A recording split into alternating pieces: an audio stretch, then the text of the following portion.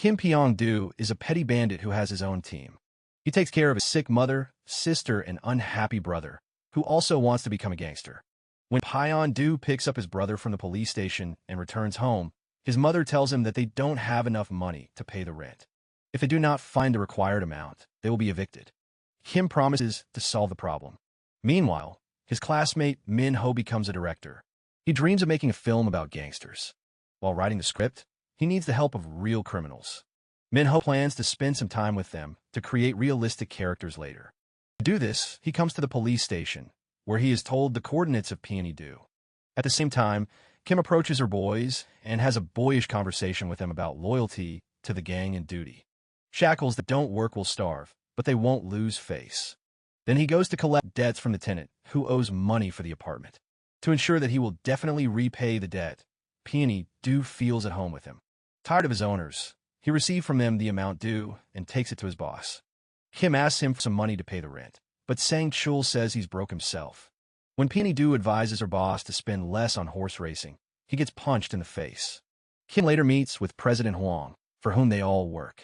He invites Peng-doo and Sang-chul to drink together.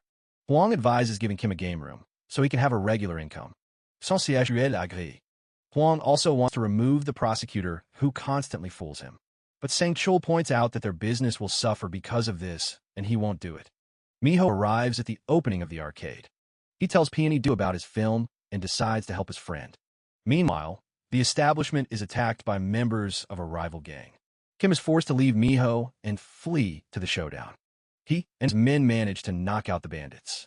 Then they hit the target of their competitors. However, during the meeting, Peng-doo and his boys are ambushed. They start to beat them, but they're strong guys, so they fight off the attack again. And Sang-chul also wounds one of the enemies with a knife. For this, he could have been hit with a hat. Therefore, Sang-chul must negotiate leniency. As compensation for the stabbing, he gives away the playroom intended for Peng-doo. Realizing that he has missed out on a stable income, Kim decides to kill President Prosecutor Hwang. Please give me this prosecutor's business card. Then the old man will remain in his debt for the rest of his life and become a sponsor. Peng-doo entrusts this event to the eldest of her boys, Jong-soo. Meanwhile, Kim goes with Miho to the high school reunion. Peng-doo's school crush, Hyun-ju, also comes here. She is beautiful and smart. In general, everything is as it should be. Kim's old feelings for a flare-up. However, love affairs should be postponed. They called him and said that there was a possibility that the prosecutor would be removed. She and Jong-soo follow him. And when he stops at a railroad crossing, they get into an accident. The prosecutor gets out of the car, and Peng-doo hits him with a bat. He is then buried, and Kim becomes an important person in their group. One meets him and offers him cooperation. Only now Sang-chul must be killed. He thought too much about himself. Having learned that Kim was meeting with the president behind his back, Sang-chul called his subordinate and offered him a promotion. During the conversation, he learned that Peng-doo had surpassed him to the top of the organization. And this means that the newcomer must be killed. This could have happened after Sang-chul's sister's wedding. Kim and his boys were also invited to the wedding. But first, he met Hyun-ju at her work, and they had a nice conversation. He also recruited Miho into his gang. The boys told him about their adventures and showed him their tattoos. He and Jong-soo then agreed to finish off Sang-chul and carried out their plan right at his sister's wedding. Peng-doo himself went to work. He crossed over to the boss in the toilet and stabbed him to death right in the cabin. After this, things went uphill for Kim. He moved the family to their usual place of residence and went to visit Hyun-ju again. While they were talking, the store manager walked up and attacked the girl for talking to her friend during work hours. Peng-doo invited his friend to dinner. At the restaurant, she said that she was not going to get close to Kim because he was a bandit. Later, Hyun-ju sends him plants as a gift, and Peng-doo decides to return the gift. He buys shoes for the girl and waits for her but then he notices Hyun-ju being hit on by her manager. Kim stands up for her friend, but the man with glasses is not far behind. I need to draw his face. Hyun-ju is scared by her friend's behavior. She asks him not to come again. Peng-doo gets drunk out of grief and goes to spend the night with Miho. They begin to open up, and Kim reveals how he killed the prosecutor and subsequently his boss. He makes Miho swear that his date won't tell anyone about this. After some time, President Hwang introduces Peng-doo to the area that is planned to be developed. Kim can make a significant amount of money from this business, but there's a catch. Those who live on this land do not want to sell their plots and houses. We have to convince them. Peng-doo gets down to business. Together with his thugs, he enters the homes of ordinary workers to make their lives unbearable. They must agree to sell the house cheap. And he succeeds. But another difficulty arises. The owners of 5 plots are hiding somewhere. It is suspected that they were bought by people from a rival group called the Snakes. They will be involved when construction begins. We must find the owners and force them to sell the land. But first, Peng-doo introduces Miho to her boss. President Hwang has a daughter who always wanted to become an actress. Miho promises to take her to the movie, since such a respectable person asks for it. Soon after, Peng-doo goes to work for Hyun-ju, but then he is informed that the young lady is sick. He goes to her house, but Hyun-ju doesn't answer the door. Kim then breaks down the doors and finds her friend unconscious. He takes her to the hospital, and when she gets better, he brings her home. Peng-doo takes care of her for a while, but then leaves anyway after making sure Hyun-ju has recovered. Kim is waiting for Case because his guys found one of the owners of the plots. They took him to the forest and buried him in the ground.